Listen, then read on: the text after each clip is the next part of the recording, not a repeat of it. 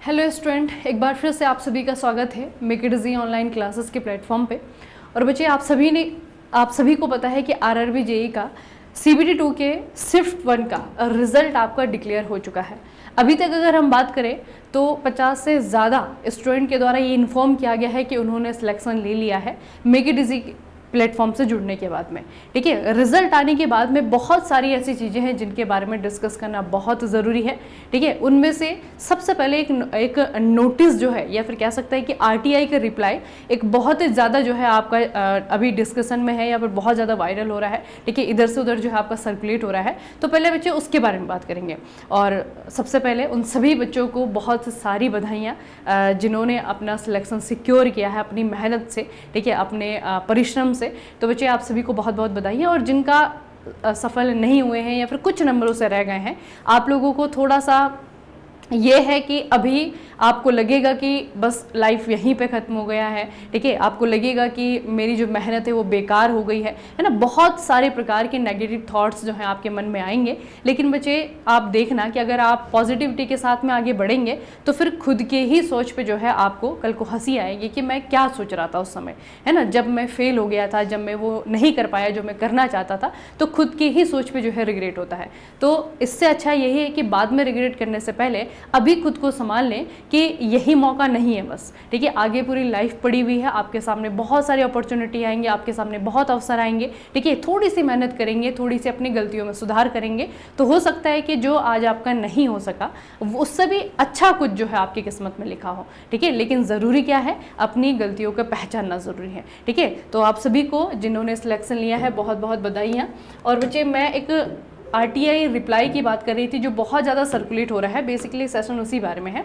आप लोगों ने भी अगर नहीं देखा तो थोड़ा सा इसके बारे में डिस्कस कर लेते हैं, है ना, क्योंकि अभी CBT 2 का रिजल्ट आ गया है। इसके बाद में DV होगा, मेडिकल होगा, तो उसके बारे में जो है आपका RRB गुवाहाटी में अगर आप देखेंगे तो एक RTI जो है आपकी दर्ज की गई थी, उसके रिप्लाई के रूप में जो है RRB के द्वारा कुछ रिस्पॉन्स किया गया है, कुछ रिप्लाई उन्होंने दिया है, जिसमें कि एक न्यूज़ तो चलिए अच्छी है लेकिन दूसरी न्यूज़ थोड़ी सी आपके लिए डिसहार्टनिंग हो सकती है। ठीक है, तो इसके देख लेते हैं कि क्वेश्चन क्या किए गए थे। अगर आप देखेंगे तो RTI में जो है आपके 2 क्वेश्चन थे। एक तो ये पूछा था कि अगर कोई बच्चा किसी भी रीज़न की वजह से और ख़ास करके मेडिकली इनफिट होने की वजह से अगर वो अपने DV में हिस्सा नहीं ले पाता है, जो DV फर्स्ट होता है, फर्स्ट DV होगा आपका, अगर उसमें हिस्सा नहीं ले पाता है तो क्या उसे बाद में चांस दिया जाएगा? तो इसमें आपका रेलवे का जवाब आता है कि yes, it will be applicable. ठीक है, मतलब उसे चांस दिया जाना है। ठीक है, दूसरा आपका जो सवाल है वो ये है कि क्या रिप्लेसमेंट पैनल जो है आपका एप्लीकेबल होगा इस वैकेंसी के लिए? तो इसमें रेलवे का जवाब आता है कि no, there is no replacement panel are to be applicable. ठीक है, मतलब कि यहाँ पे कोई रिप्लेसमेंट पैनल आपका नहीं बैठाया जाएगा।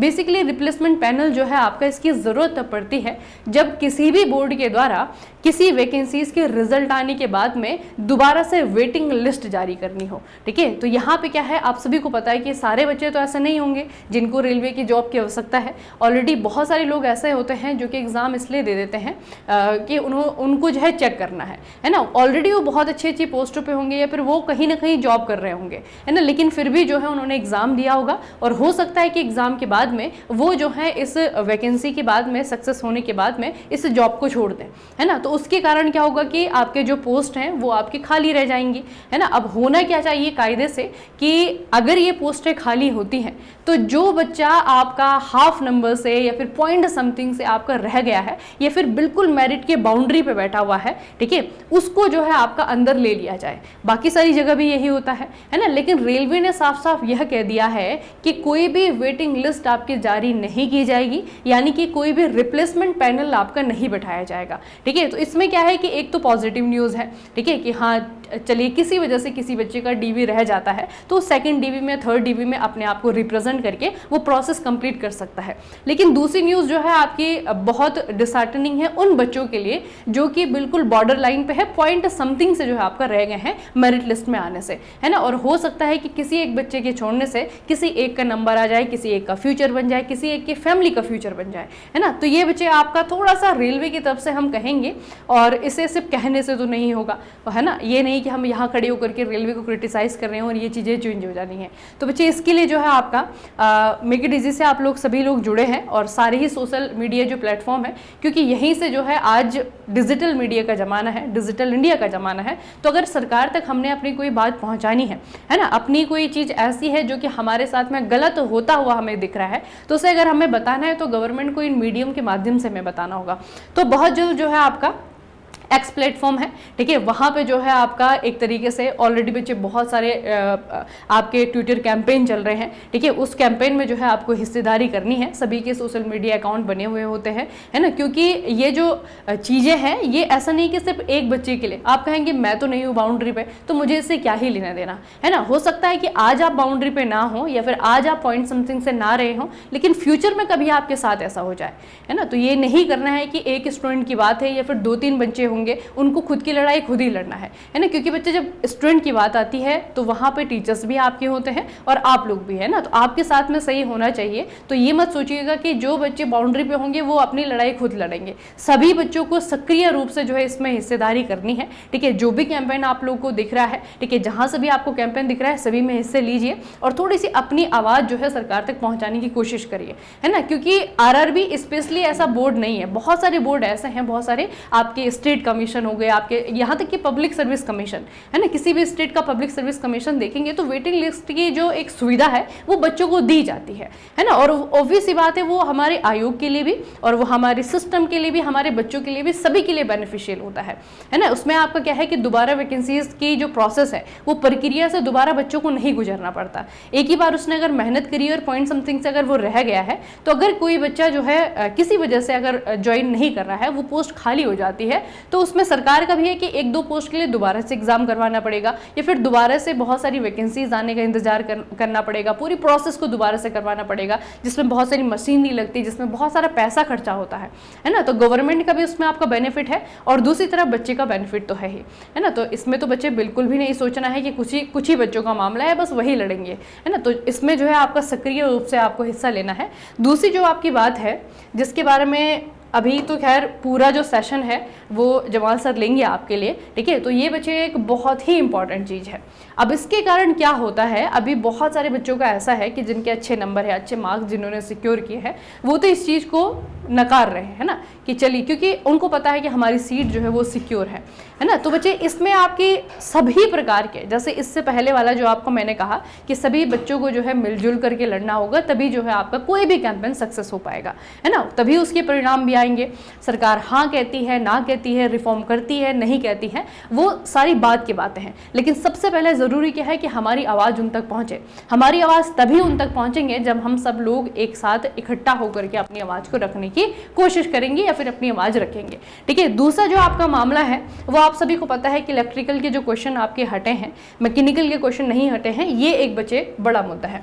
तो इसमें ये बहुत बड़ा प्रश्न चिन्ह है आरआरबी जैसे बोर्ड पर, है ना। सिलेक्शन प्रोसेस है, आपको पता है कि ऐसा नहीं कि एक साल में आपका एग्जाम करवा दिया, है ना। 2019 में आपका लास्ट एग्जाम हुआ था, 2024 में जाकर के हुआ है। बहुत समय जो है आपका बोर्ड ने लिया है। उसके बाद में अभी ऐसा भी नहीं है कि मैनुअली जो है सारी की सारी प्रोसेस होती है ना। उसमें आपके सिस्टम होते हैं, कंप्यूटर का इस्तेमाल होता है, डिजिटलाइजेशन है, बहुत सारी ऐसी तकनीक है जिसके इस्तेमाल से जो है आपका आरआरबी काम करता है, करता ही होगा, वो ऐसी बात है ना। इंसानों को नहीं लगाया गया होगा कि मैनुअली मिस्टेक हो गई है। तो ये वाली जो चीज़ें हैं ये इग्नोर करने वाली नहीं है। आपको लगेगा कि मेरा प्लेस जो है आपका सिक्योर हो गया, मैं दूसरे के लिए क्यों ही लड़ूँ, है ना, मैं दूसरे के लिए क्यों आवाज़ उठाऊँ। लेकिन बच्चे ऐसा नहीं है ना। बहुत सारे बच्चे हैं जो सिर्फ एक इस रीज़न की वजह से पीछे रह गए होंगे, जिनका जो है प्लेस नहीं बना पाए होंगे फाइनल मेरिट में, है ना। तो उनके लिए थोड़ी सी आवाज़ उठानी है। और सबसे बड़ी बात क्या है ना बच्चे, सिर्फ उनके लिए नहीं, है ना, किसी के लिए मत उठाइए, लेकिन जो आपका चीज़ जो फेयर नहीं है, जो अनफेयर है, उसके खिलाफ थोड़ा सा आपको बोलना आना चाहिए। अगर आप आज बोलना सीखेंगे एज ए स्टूडेंट, है ना, तो कल को आप जॉब पे होंगे, कोई किसी अच्छे पद पे होंगे, तो वहाँ पे भी अपनी बात अच्छे से किसी के सामने रख पाएंगे कि ये चीज़ जो है आपकी फेयर नहीं है ना। और यहाँ पे तो बात ये है कि ये नहीं कि गवर्नमेंट के खिलाफ बोलना है, गवर्नमेंट के खिलाफ नहीं बोलना है, बस उन लोगों तक अपनी बात पहुंचानी है जो हमारे पॉलिसी मेकर हैं, क्योंकि हमारे हाथ में पॉलिसी बनाना नहीं है ना। पॉलिसी बनाने के लिए हमने उन लोगों को चुना है, तो ऑब्वियस सी बात है कि हम बताएंगे कि ये चीज़ें हमारे हित में नहीं है, ये चीज़ें जो है आपकी गलत हो रही हैं, है ना। तो उनको बताने के लिए बहुत ज़रूरी है, वही मैंने आपको कहा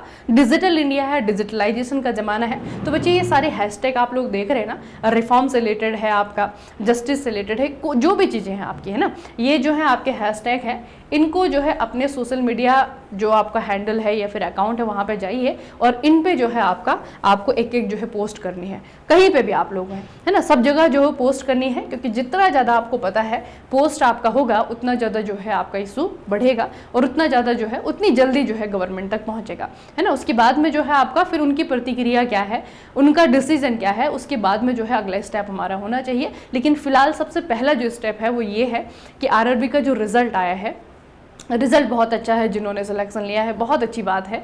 लेकिन बच्चे कोई भी चीज़ जो है आपका किसी दूसरे के, कहते हैं ना कि किसी दूसरे को दुख देख करके या फिर किसी के साथ में अन्याय करके अगर वो चीज़ हुई है तो फिर वो आपकी अच्छी नहीं है ना। वही आपका यहाँ पे भी है कि अनफेयर है, बिल्कुल हम बताएंगे कि अनफेयर हुआ है, ये हमारे हित में नहीं है, जिसके साथ में गलत हुआ है ना, वो चीज़ें बच्चे आपकी अनफेयर ही रहेंगे, चाहे आप कुछ भी कहिए। तो इस बात को गवर्नमेंट तक पहुँचाना है, आपको थोड़ी सी हमारा सहयोग करना होगा। इन हैशटैग को जो है आपको अपने सोशल मीडिया जो हैंडल्स है, अकाउंट्स है, वहाँ से जो है आपको पोस्ट करना पड़ेगा, ठीक है। और ये मत सोचिए जिसका CBT 1 नहीं हुआ है या फिर जो CBT 2 में रह गया है कि ये हमारे काम की चीज़ नहीं है, ये तो बस वही होंगे जो CBT 2 तक पहुँचा है ना, या फिर उन्हीं के काम का है जिसका CBT 2 में रह गया है कुछ नंबरों से, ये उन्हीं के काम का है, सिर्फ उन्हीं के काम का नहीं है बच्चे। आज भी आप लोग भी जो इस प्रोसेस से जुड़ने वाले हैं, जुड़े हुए हैं, RRB 2025 की आप परीक्षा की तैयारी करेंगे, तो वैसी बात है कि आप भी इसी सिस्टम का हिस्सा है ना। आज जो इन बच्चों के साथ में हुआ या हो रहा है, कल वो आपके साथ में हो सकता है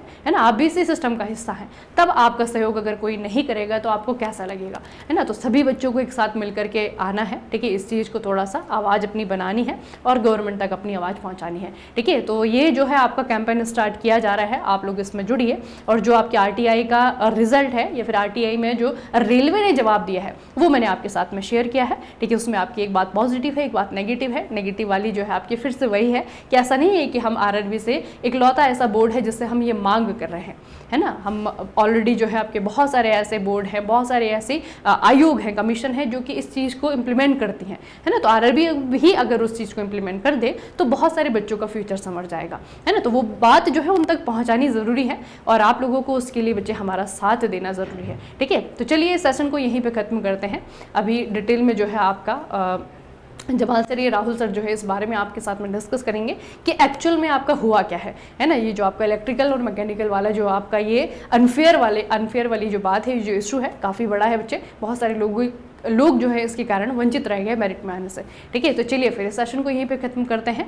और जो मैंने आपको कहा है ये मत सोचिएगा कि किसी पर्टिकुलर बच्चे की बात है ये, है ना, ये सभी की बात है, क्योंकि हम सब इसी सिस्टम का हिस्सा है, ठीक है। तो सभी को एक साथ जो है अपनी आवाज़ उठानी पड़ेगी। चलिए बच्चे सेशन को यहीं पर समाप्त करते हैं, मिलते हैं फिर किसी और सेशन में। तब तक के लिए पढ़ते रहिए, बढ़ते रहिए, अपना खूब सारा ख्याल रखिएगा। आप सभी को बहुत बहुत धन्यवाद।